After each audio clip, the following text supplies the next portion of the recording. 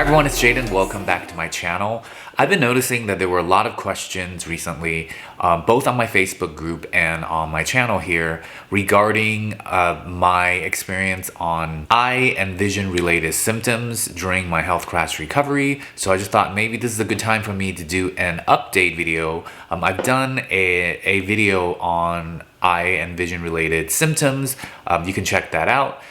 But I'm gonna do an updated one, go into more detail. I have now been doing YouTube videos for a little bit over a year now. So my lighting is better, my equipment is better, and the quality of my videos are better. So I just thought I'd do an updated version with more insights that I've gained throughout, since my last video. So I will start by saying that I am not a doctor or a therapist. I'm just sharing my experience and information that I've researched for myself. Highly encourage you to get checked out by your medical professional before taking on any health advice. With that said, let's jump right into today's video topic, which is eye and vision related symptoms. I didn't start having vision symptoms until maybe 3 or 4 months into my health crash recovery.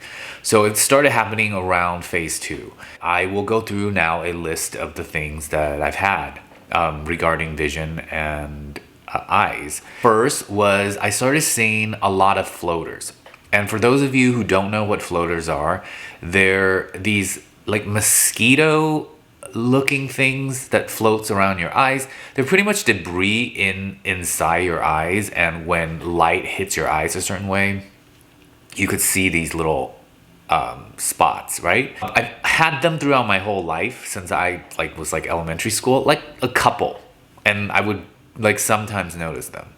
But as I had the health crash and about 4 months into it, I just started noticing. I remember very clearly one afternoon, I was laying down looking up into the blue sky, and I saw just probably 10 times more floaters than I've ever seen. They were just it was just floating. It's like these kind of floating, it's almost like these wispy, they come in different shapes, but you can look them up online and they'll show you a photo of what they actually look like. But they're little floaty things, and they kind of follow directions that you look and move your eyes. I started noticing that I had a lot more of them, and I would notice them more. I would notice them all day long. Another symptom was I was very sensitive to light. So after even a dim lighting, my eyes were very uncomfortable. And at the same time, I was also sensitive to dim lighting, where I couldn't see very clearly. And I was too young to be having, nearsighted issues. So I knew it wasn't that. So very quickly, I figured it out that it had to do with the health crash and the hormonal stuff and the anxiety. I also had a symptom where once I looked into something bright and I looked away, I would have, black spots where the light was in my vision for a minute or two. And those black spots could also be flashes, strobing flashes of light too. And again, they would last about a minute or two, and then they would go away. My eyes were generally just so tired all the time. I couldn't focus. I couldn't look far for too long. It was just, my eyes were very fatigued all the time. Scrolling on the computer, when you make your, when you browse, browsing the web and you're moving the screen up or down, dude, that was so torturous at the time. My eyes had the hardest time following. Same thing on my phone. And for sure, looking at screens were just torture. It was very, very, very uncomfortable for my eyes. Watery eyes, dry eyes, and I had this eye headache behind my eyeball. It felt like behind my eye socket. I would get this pain all day long associated with headaches, and it would obviously cause headaches. So when I was at the peak of being concerned with all this, I of course went to my eye doctor, and they took a look at everything. They were like, your eyes are super healthy. There's nothing wrong with the cornea. There's nothing wrong with like behind your eyes. Like they checked everything. It was totally fine. I was not, I didn't have signs of being nearsighted. So of course they sent me home and told me that it definitely has to do with stress and anxiety, which I knew, but of course it was smart to go get initial reassurance by your doctor, which I recommend all you guys do first. And so when I ruled all that out, I realized it was nothing severe going on with my eyes. It was again had to do with the health crash, just like pretty much all my symptoms. So I just went back on doing the basics, relaxing, working on my stress management, anxiety, eating well, sleeping on time, and just not overdo myself. So I cut down on a lot of screen time.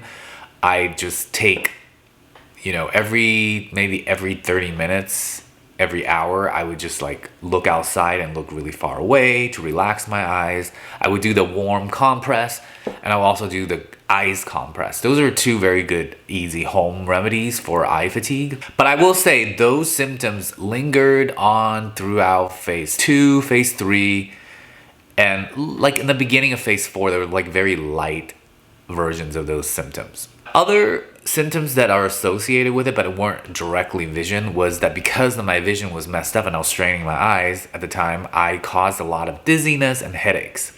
The dizziness and headache symptoms are a separate video altogether, and there's like different symptoms for the dizziness and headache related stuff, but the eye symptoms kind of overlap. Like part of the eye symptoms caused some, not all, but some of the headaches and dizziness issues.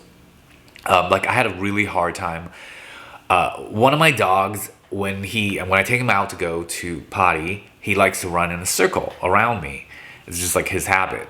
So when I was struggling with this, it was very, very, very hard because my eyes didn't like to see if there was too much movement in the peripheral vision. It just was really hard for my eyes, and they would get tired really, really fast, if not instantly, and I would just have a dizzy spell.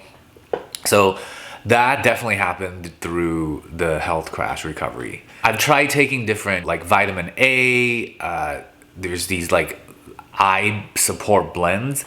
They could have helped a little bit. I don't think they really helped me that much. That's just, again, my experience with it. Mainly what helped me was eventually when I got enough rest and my body was on the mend in all areas, the vision symptoms, just like all the other symptoms, started diminishing and eventually went away. As with most of my symptoms, all went away in phase 4, which is like a little bit over, like a year mark. For me, they started to really calm down. I think the number one tip I would say that helped me was resting my eyes as much as possible.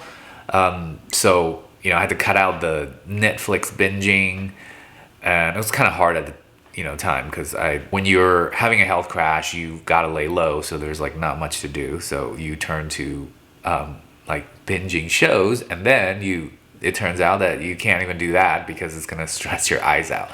So you really got to find your own balance in this. Those were my symptoms and some tips that helped me that were vision and eye related. Share your symptoms and your experience with your health crash recovery down in the comment section.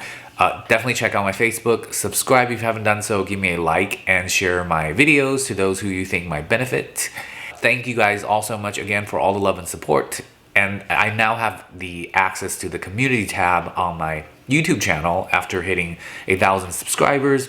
So I was able to take a poll, and it seems like everybody leaning more towards me explaining my symptoms, but also really like it when I give tips. So in this video, I just thought I'd do both. I hope you're having a great weekend. I have a ebook about my health crash recovery journey that I'm about to launch pretty soon. I'll keep you guys all posted. It will be downloadable through my website. Enjoy the rest of your day, and I hope to see you on the next video. Bye guys.